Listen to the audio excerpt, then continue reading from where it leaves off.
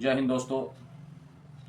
तमाम शिक्षकों एवं शिक्षिकाएं जैसे नियोजित शिक्षक, विशिष्ट शिक्षक, बीपीएससी शिक्षक, विद्यालय अध्यापक, गेस्ट शिक्षक, शिक्षक सेवक, तालीमी मरकज और फिजिशियन टीचर्स को आदाब। अस्सलाम वालेकुम वरहमतुल्लाहि वबरकातुहू। आज मैं चर्चा करूंगा ये तमाम शिक्षकों के बारे में कि बिहार सरकार क्या कर रही है शिक्षकों के बारे में। और दूसरा चर्चा करूंगा कि कुछ शिक्षकों को स्पष्ट आदेश नहीं दिया गया है कि सक्षमता परीक्षा देना है या नहीं देना है।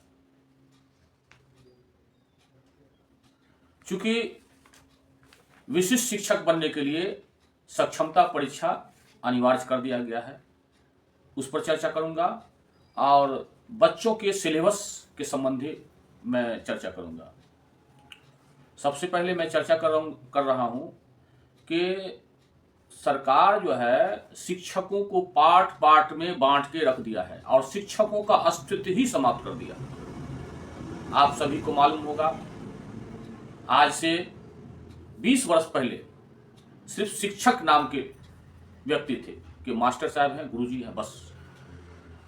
उसके बाद शिक्षा मित्र हुआ, नियोजित हुआ, माने चुन चुन करके जो है सरकार शब्द लाता है और शिक्षक का नाम रखता है।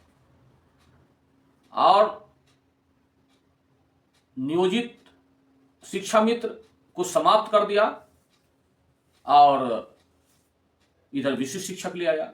बीपीएससी शिक्षक है था ही। इस तरह का भिन्न भिन्न तरह से बांट करके फिजिकल टीचर, सब तो टीचर है, सब 7 घंटा 6 घंटा ड्यूटी करते हैं। और निहायत अफसोस की बात है कि जो फिजिकल टीचर है उसको तो वेतन सुन करके आप लोग ताज्जुब होइएगा, सिर्फ 8,000 10,000 रुपया मिलता है। कितना अफसोस की बात है। सरकार इस पर ध्यान ही नहीं दे रही है। दूसरी बात कि कुछ शिक्षक जो है जिस तरह से एनसीईटी के मापदंड के आलोक में बीएड प्रशिक्षित योग्यताधारी के वर्ग 6 to 8 में ही पढ़ाने की आहर्ता थी, इसी आलोक में शिक्षक नियोजन वर्ष 2006 और 2008 में प्रखंड शिक्षक एवं नगर शिक्षक के रूप में बीएड प्रशिक्षित योग्यताधारी का पदस्थापन मध्य विद्यालय में किया गया। परंतु उक्त शिक्षकों को 6 to 8 में सक्षमता परीक्षा देने हेतु विभाग ने स्पष्ट आदेश नहीं दी गई है। इन लोगों को स्पष्ट आदेश नहीं दिया। माननीय मुख्यमंत्री से गुजारिश है, निवेदन है कि एनसीईटी के मापदंड के आलोक में उक्त प्रखंड शिक्षक एवं नगर शिक्षक को भी वर्ग 6 to 8 में सक्षमता परीक्षा उत्तीर्ण को स्नातक प्रशिक्षित का दर्जा दी जाए एवं शेष कार्यरत शिक्षकों को भी वर्ग 6 to 8 में सक्षमता परीक्षा में सम्मिलित करने हेतु आदेश निर्गत किया जाए।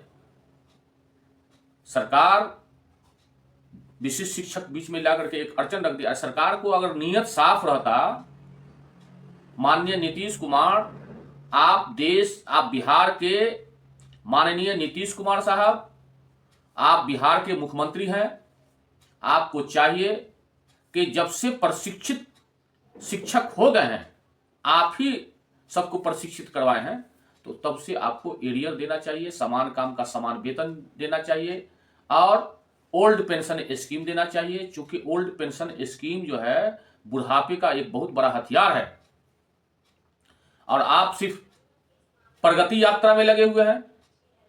मुझे मालूम हुआ है सोशल मीडिया से कि आप बोले हैं कि शिक्षकों को भी ठंड में छुट्टी होना चाहिए। सिर्फ आप घोषणा करते तो कुछ नहीं है। मैं एक बात बताना चाहता हूं, यह बात सही है कि आप दलित महादलित के फ्लावर हैं। यह बात सही है कि आपने दलित महादलित का आरक्षण दिया है, चूंकि इनके बाल बच्चे पढ़ाई में लाभान्वित हो। आप बिहार के मुखिया हैं, आप बिहार के गार्जियन हैं, आपको तमाम दबे कुचले का दर्द दिल में है। लेकिन मैं साफ सुथरा कहना चाहता हूं, माननीय नीतीश कुमार साहब, आप एक शिक्षा प्रणाली में एक सिलेबस क्यों नहीं दे रहे हैं? एक सिलेबस दीजिए, एक ड्रेस कोड दीजिए, ताकि स्कूल में गरीब और अमीर के बच्चे एक टेबल कुर्सी पर बैठ करके पढ़े। तब हम समझेंगे कि आपने बहुत बड़ा काम किया। इधर टोला सेवक को माने तालीमी मरकज को 22,000 दे रहे हैं। मतलब तोड़ मरोड़ करके पाट पाट करके जो है फूट डालो शासन करो। ये अंग्रेज का थ्योरी था, फूट डालो शासन करो, सवर्ण को अलग करो, दलित को अलग करो, महादलित को अलग करो, पिछड़ा को अलग करो, अति पिछड़ा को अलग करो। ये क्या है? ये एक तरह का ड्रामा है। आपको चाहिए कि इस बिहार में एक सिलेबस होना चाहिए, एक किताब होना चाहिए, एक गरीब का बच्चा भी और अमीर का बच्चा भी एक ही सिलेबस से पढ़े।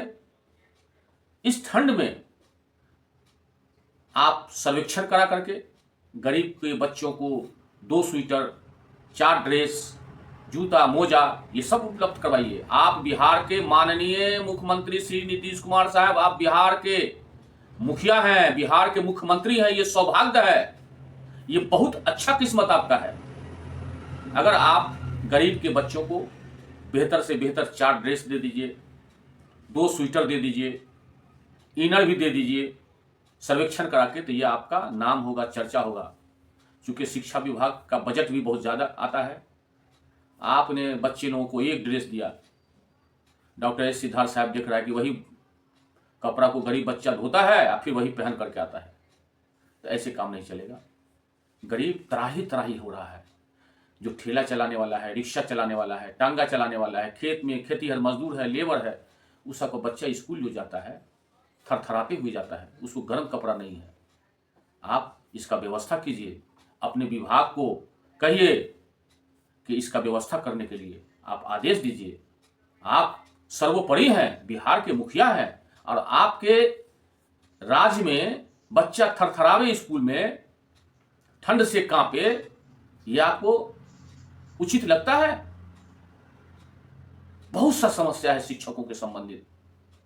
आप लॉलीपॉप दे करके, जाल में फंसा करके विशिष्ट शिक्षक लोगों को बना दिए, सीनियर से जूनियर बना दिए। और सबसे बड़ी बात है, मैं बराबर हर वीडियो में कह रहा हूं कि आपने अगर विशिष्ट शिक्षक नियमावली लाए, सक्षमता परीक्षा उत्तीर्ण को 40 वर्ष, 42 वर्ष, 45 वर्ष उसको नौकरी दे रहे हैं, क्या ये भारतीय संविधान को संशोधन करवाए हैं? ऐसे भी शिक्षक हैं जो 45 वर्ष में ज्वाइन कर रहा है। अगर कोई न्यायालय में चला जाएगा उसका नौकरी खत्म। क्योंकि मैं कई बार एज रिलैक्सेशन के बारे में भी मैं आवाज उठाया हूं, इस पर कोई सुनवाई नहीं हुआ। आप एज रिलैक्सेशन भी नहीं दीजिएगा, और इधर शिक्षक को जो है 45-40 वर्ष को जो बहाल भी कीजिएगा प्रोविजनल ज्वाइनिंग लेटर दे करके, तो ये उचित है? यहां पर भारतीय संविधान का 14 उल्लंघन हो रहा है।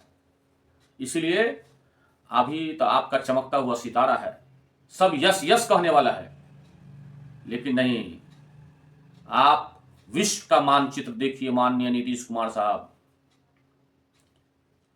हर खुशी के बाद गम है और हर गम के बाद खुशी है। एक जैसा दिन नहीं रहता है।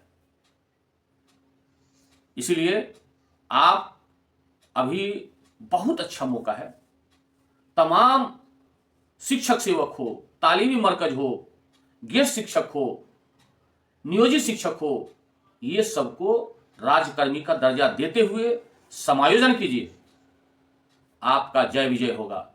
गरीब बच्चों के लिए ठंड में गर्म कपड़े का व्यवस्था कीजिए, आपका जय विजय होगा। इस बिहार में एक शेड्यूल में एक सब्जेक्ट और एक किताब का व्यवस्था कीजिए, और आपका कल्याणकारी में ही नाम रहेगा। लेकिन इस तरह से दोहरी नीति कीजिए, गरीब का बच्चा अलग पढ़ रहा है, अमीर का बच्चा अलग पढ़ रहा है, हैं? और किसी को वेतन 10,000 मिल रहा है, किसी को 50,000 मिल रहा है, किसी को 1 लाख मिल रहा है, किसी को 1.5 लाख मिल रहा है। दोस्तों, आप हमारे इस वीडियो को शेयर कीजिए ताकि सरकार तक चला जाए। और अंत में एक बात मैं कहना चाहता हूं माननीय नीतीश कुमार साहब को, कि पिछले वीडियो में मैं बोला हूं कि बिहार में सबसे बड़ा अल्पसंख्यक के साथ, उर्दू स्कूलों के साथ ये सौतेला व्यवहार हुआ है। ईद का मात्र एक दिन छुट्टी दिया गया है। एक दिन छुट्टी दिए हैं आप माननीय मुख्यमंत्री साहब, शिक्षा विभाग के श्री सुनील कुमार साहब, एक दिन ईद का छुट्टी दिए हैं। 400 किलोमीटर जो दूर में है जाएगा और आएगा, एक दिन तो ऐसे ही समाप्त हो जाएगा, ईद रास्ते में पड़ेगा।